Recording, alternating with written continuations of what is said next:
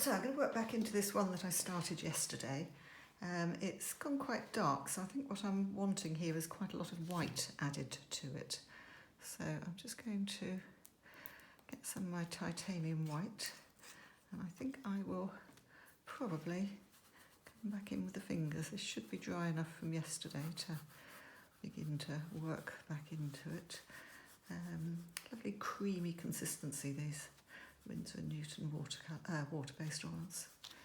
So how far do I want to take that up? I haven't really thought this one out. I'm just making it up as I go along, as I very often do, and hoping that something interesting might happen from it. So I'm getting some nice wispy sort of clouds. I might just work back into those very lightly, just around the edges with my brush, just to sweep them up.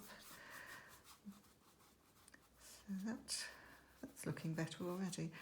I'm actually wondering about bringing my sea line up a bit higher, so because I've got a bit too much of this sunsetty colour on my horizon. So I think what I might do next is I might just going back into my Prussian blue and a little squirt of water just to make it go a little bit further. I do sometimes use mediums, but I find generally if I just want to loosen something up a little bit that a squirt of water is more than enough with these. So that's looking quite luscious. So let's just pick some of that up and let's come across, pulling that up a little bit higher. I probably should have something to measure that I'm got a straightish line going across here. I often end up working back into that later to straighten them up. I picked up a bit of something from my palette there. Let's remove that. Actually, I'm quite liking the softness of this edge here, so I might leave that for the moment. There's a hint of sort of something happening in the background there, whether that's land on the horizon or mucky bits here. That's left over dry bits from the palette yesterday. Just take those off. So what am I going to do in the foreground? I think I might start using a bit of cold wax just to add a bit of texture.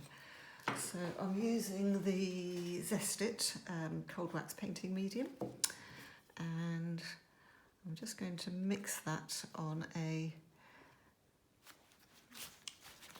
50-50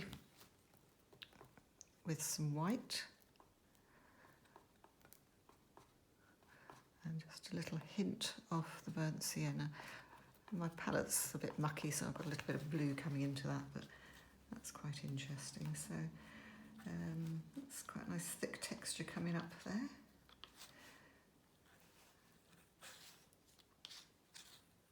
And I think what I might add to that is I might put some rocks in actually. So the combination of the sienna and the blue will give me this very nice dark.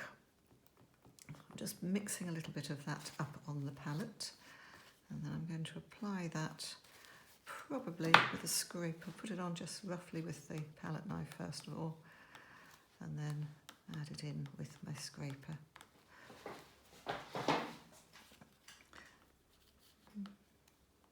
Really just moving that around, breaking it up a little bit, possibly a little bit of merging it in around the edges. As I say, very much working intuitively, seeing what happens, and you know, I can always go over it. I can wipe a lot of this off if I change my mind on it. Actually, quite liking that. So it's a gorgeous colour that it makes, the dark, by mixing these two colours. And I might just scratch into that a bit. So clean brush. So I think I'll probably keep this bluish tinge on this because it's got this feeling of either the wet sand with the reflections on it, or whether it's a rock pool or something coming down. So blend that in. So working between fingers and palette knife and scraper, just as it happens really. And of course what's nice is where I've now got this thickness on the paint, you know, you can start making these. This is what's nice when you add the cold wax to it, because you've then got this thickness if you want to start building into it. So I'm quite interested in some of what's beginning to happen on this actually. So having not really known what I was doing when I first came to it, it's almost sort of painting itself, which I always find rather nice.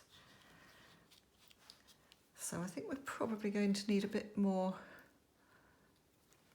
white up nearer the water's edge, and I will probably apply that with my scraper and then just maybe merge that in a bit.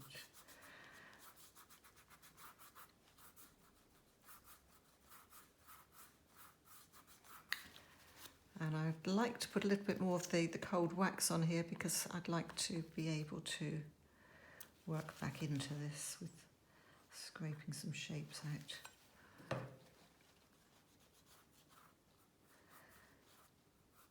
As I say, the beauty of working with the water-based oils is it's so nice and easy to clean it up from your fingers afterwards. So this might sort of start to just have a few ripples. Actually, that's a bit fiddly now. I'm just going to take that out. See how easy it is just to change your mind. So I find when I work with acrylics, everything dries too fast for me, whereas working with the water-based oils, you've got that ability to sort of carry on working into them for much longer. But you've got the sort of the cleanness and the ease that you'd have with acrylics rather than working with traditional oils. So I'm thinking that I'm probably not going to do a lot more to this. I think this probably needs tidying up. And again, you know, I'm using these little thin brushes from IKEA that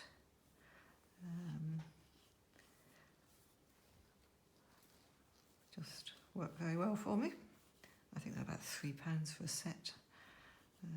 You can buy them online, so I've always got a good stock of them available. So this is, I think, getting close to being done. Maybe just bring that down. No. Change my mind on that button, just work back over that. And I might, when this is a bit drier, build up a few waves in that. But at the moment,